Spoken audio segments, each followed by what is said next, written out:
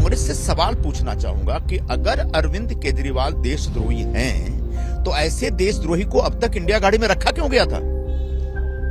अजय माकन जी ने press conference लेकर के कहा कि अरविंद केजरीवाल देशद्रोही है, तो इस देशद्रोही को इंडिया अघाड़ी में शामिल क्यों किया गया था? इस देशद्रोही को उबाठा वालों ने अपने साथ क्यों बैठाया था? इस देशद्रोही के समर्थन में उबाठा वाले दिल्ली क्यों जा रहे हैं काम करने के लिए? सवाल तो अब ये है, इसलिए कांग्रेस को जवाब देना पड़ेगा। चकनाचूर हो जाएगा, दिल के टुकड़े हुए हजार, एक इधर गिरेगा, एक उधर गिरेगा और वो पीछे जाएगा। सर, दिल्ली विधानसभा चुनाव में भी जो हम साथ साथ हैं कि जो है नारे दिया करते थे आम आदमी पार्टी कांग्रेस, अब जो है एक दूसरे के ही कपड़े फाड़ रहे हैं, एक दूसरे पर ही देशद्रोही होने का आरोप लगा रहे हैं। इसको किस तरीके से देखते हैं? मैं तो कांग्रेस से सवाल पूछना चाहूंगा कि अगर अरविंद केजरीवाल देशद्रोही हैं, तो ऐसे देशद्रोही को अब तक इंडिया गाड़ी में रखा क्यों गया था? अजय माकन जी ने प्रेस कॉन्फ्रेंस लेकर के कहा कि अरविंद केजरीवाल देशद्रोही है, तो इस देशद्रोही को इंडिया अघाड़ी में शामिल क्यों किया गया था? इस देशद्रोही को उबाठा वालों ने अपने साथ क्यों बैठाया था? इस देशद्रोही के समर्थन में उबाठा वाले दिल्ली क्यों जा रहे हैं काम करने के लिए? सवाल तो अब ये है, इसलिए कांग्रेस को जवाब देना पड़ेगा। कैसे देशद्रोहियों के साथ गठबंधन करना, मतलब आप स्वयं देशद्रोह की कहानी रच रहे हैं। क्या ये लीडरशिप जो कांग्रेस की है उसमें कहीं जो है मिथ्य थी, या जो है भ्रमित थे, या जो है लीडरशिप में कहीं कमी है? सबके अंदर नरेंद्र मोदी के लेकर के जबरदस्त नफरत थी। मोदी जी को फिर से प्रधानमंत्री नहीं बनने देना है, मोदी जी को तीसरी बार सत्ता में नहीं आने देना, भारतीय जनता पार्टी को रोकना है, एनडीए को रोकना है। बस एक सत्ता सुख अर्जित करने के लिए तमाम जो अलग अलग विचारों की पार्टियां थीं, उनकी एक बेमेल शादी हुई थी, और जब बेमेल शादी होती है तो डिवोर्स होता ही होता है। लेकिन सर, मेरा आखिरी सवाल ये है कि क्या कांग्रेस जिस तरीके से अब वापस से अपने आप को एक पार्टी के तौर पर दिल्ली में इस्टेब्लिश करने की कोशिश कर रही है, केजरीवाल के ऊपर लगातार हमले कर रही है, वहीं केजरीवाल को इंडी अलायंस की अगर हम बात करें तो दूसरी पार्टी के नेताओं की तरफ से समर्थन मिल रहा है, तो इसमें कहीं कोई फाइट आप देख रहे हैं कि असली मुकाबला वाकई आम आदमी पार्टी और कांग्रेस के बीच में होने वाला है? नहीं, कांग्रेस पार्टी तो मुझे लगता है जीरो पे आउट हो जाएगी दिल्ली में। जितना बुरा हाल उनका महाराष्ट्र में हुआ, उससे ज्यादा बुरा हाल दिल्ली में होगा। जितना बुरा हाल हरियाणा में हुआ था, उससे ज्यादा बुरा हाल उनका दिल्ली में होने वाला है। लड़ाई वहां पर केजरीवाल और भारतीय जनता पार्टी के बीच है। और आज जो रिपोर्ट आई है, कल जो रिपोर्ट आई है सीएजी की, उस सीएजी की रिपोर्ट में साफ साफ बताया कि शराब घोटाले की वजह से दिल्ली वालों के 2000 करोड़ रुपए अरविंद केजरीवाल ने लूटे हैं। तो ऐसा लुटेरा चोर केजरीवाल, उसको दिल्ली वाले इस बार स्वीकार नहीं करेंगे। इस बार केजरीवाल की सत्ता जा रही है, आम आदमी पार्टी खत्म हो रही है। महाराष्ट्र में एक बार राजनीति फिर से करवट बदलते नजर आ रही है, क्योंकि एक तरफ जहां संजय राउत के सुर बदले हुए नजर आ रहे हैं, तो वहीं अब कांग्रेस भी उबाटा गुट पर सीधे सीधे हमलावर है। इस बारे में हमारे साथ बात करने के लिए शिवसेना के वरिष्ठ नेता और पूर्व सांसद संजय निरुपम जी हैं। सर, कांग्रेस सीधे सीधे अटैक कर रही है अब जो जिस तरीके के बयान आ रहे हैं उबाटा गुट पर, और जो संजय राउत हैं उनके बदले हुए सुर नजर आ रहे हैं। सॉफ्ट कॉर्नर कहीं ना कहीं बीजेपी के लिए दिख रहा है, क्या कहेंगे? देखिए, इसके 2-3 पहलू हैं। पहला पहलू तो यह है कि महाविकास अघाड़ी अपनी शर्मनाक हार के बाद एक दूसरे के ऊपर ठीकरा फोड़ने में लगी हुई है। पहले तो वो ईवीएम को दोष देते रहे, मतलब दाग चेहरे पे था और आईने को साफ करने में लगे हुए थे। अब हालात ये हो गए हैं कि उबाठा कांग्रेस को दोष दे रहे, कांग्रेस उबाठा को दोष दे रहे, बाकी जो बच रहे हो शरद पवार जी कर रहे हैं। तो तीनों पार्टियों में भयंकर सिरफुटौल चल रही है, और ये दिख रहा था बहुत पहले से। तो हमें पता था कि महाविकास अघाड़ी में बहुत भयंकर बिखराव होने वाला है।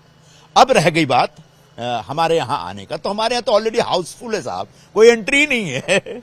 और ये जो कहते थे उद्धव ठाकरे जी की कि आता तू राहशील नहीं तरमी, तुम रहोगे नहीं तो मैं, ये तलवार निकाल के घूमते थे ना। शिंदे साहब को कितनी गालियां दी इन्होंने, फडणवीस जी को कितनी गालियां दी इन्होंने। अब वो बेशर्म की तरह हमारे दरवाजे पे आ रहे हैं। कोई उनके लिए कोई एंट्री नहीं है, उनका प्रवेश निषिद्ध है, बैन है।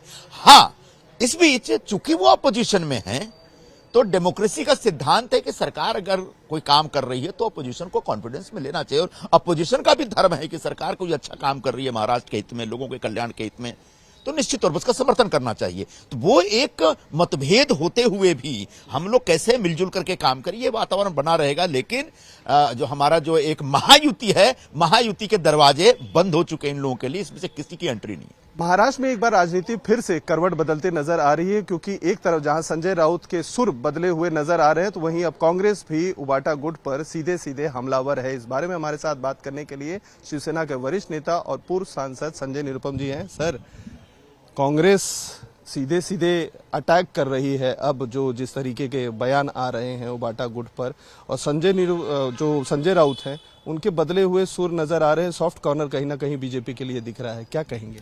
देखिए, इसके दो तीन पहलू हैं। पहला पहलू तो यह है कि महाविकास अघाड़ी अपनी शर्मनाक हार के बाद एक दूसरे के ऊपर ठीकरा फोड़ने में लगी हुई है।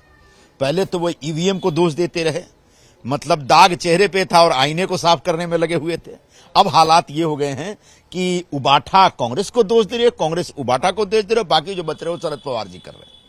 तो तीनों पार्टियों में भयंकर सिरफुटौल चल रही है, और ये दिख रहा था बहुत पहले से।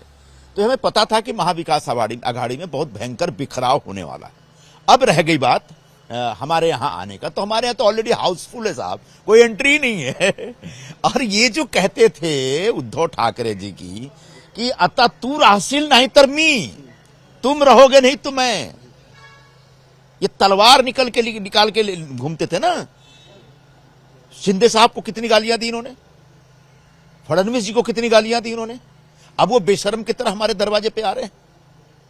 कोई उनके लिए कोई एंट्री नहीं है, उनका प्रवेश निषिद्ध है, बैन है। हां, इस बीच चूंकि वो अपोजिशन में है, तो डेमोक्रेसी का सिद्धांत है कि सरकार अगर कोई काम कर रही है तो अपोजिशन को कॉन्फिडेंस में लेना चाहिए, और अपोजिशन का भी धर्म है कि सरकार कोई अच्छा काम कर रही है महाराष्ट्र के हित में, लोगों के कल्याण के हित में, तो निश्चित तौर पर उसका समर्थन करना चाहिए। तो वो एक मतभेद होते हुए भी हम लोग कैसे मिलजुल करके काम करें, ये वातावरण बना रहेगा। लेकिन जो हमारा जो एक महायुति है, महायुति के दरवाजे बंद हो चुके हैं इन लोगों के लिए, इसमें से किसी की एंट्री नहीं है। महाविकास अघाड़ी के भविष्य को किस तरीके से देख रहे हैं सर? क्योंकि कांग्रेस का सीधे तौर पर यह कहना है कि जो सीट बंटवारा हो रहा था उस समय कई दिन का ऐसा समय था जो टोटल वेस्ट चला गया। जो काम 2 से 3 दिनों में सीट बंटवारे की हो जानी चाहिए थी, वो 18-18, 20-20 दिनों तक खींचे गए थे।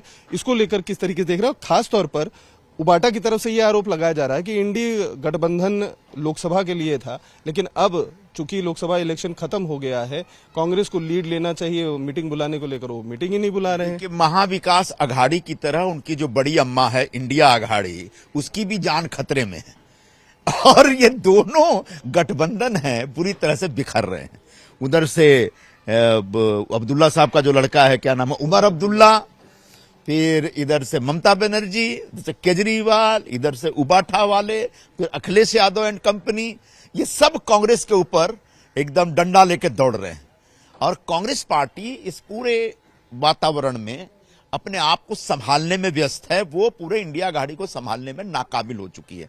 तो इंडिया गठबंधन पूरी तरह से फेल हो गया है और ये बिखर जाएगा, और बिल्कुल उसी तरह से महाराष्ट्र में महाविकास अघाड़ी भी चकनाचूर हो जाएगा।